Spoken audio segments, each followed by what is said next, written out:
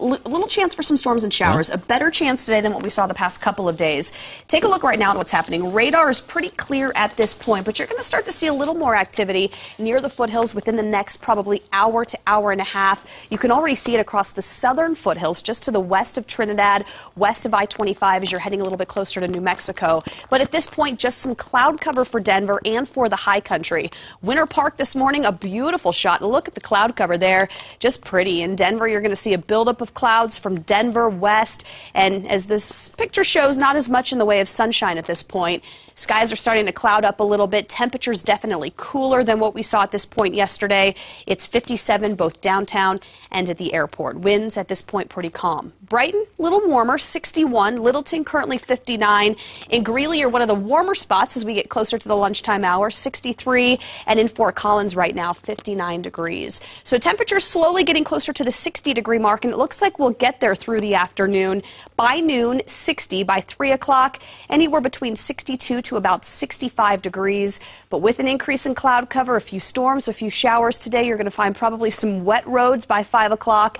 And then by 8 o'clock, skies will gradually start to clear out a little bit. I'm going to show you what that looks like on Futurecast. I'll start it at noon today. So again, still seeing a few clouds starting to build near the foothills. It's right around 1 to 2 o'clock that we get a little more activity. And as these storms first develop to the west of the I-25 corridor, they'll start to gradually push east, and there's a chance for some rain from Fort Collins to Greeley, south to Denver, south through Parker to Castle Rock.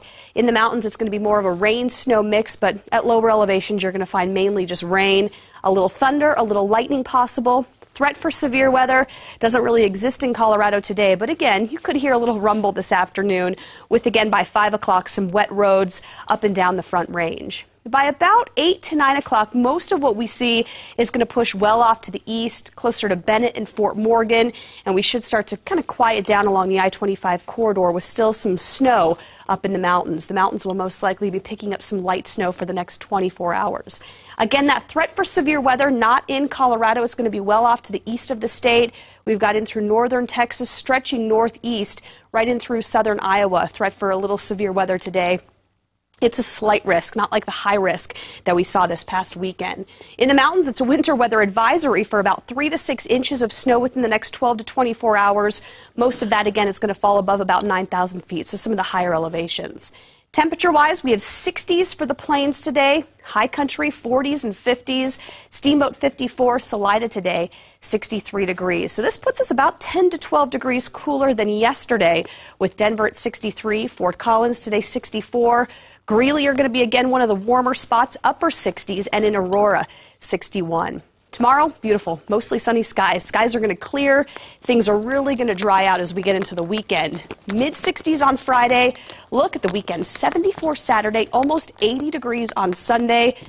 Plenty of 80s, it looks like, even through the early part of the week. So you're going to see some pretty hot weather, more summer-like, into early next week. It's a good thing. Mitch will tan his legs. It won't be quite as white and pasty, so good news on that 7-day forecast. He'll still look like a bird, though. Yes, he will. Okay.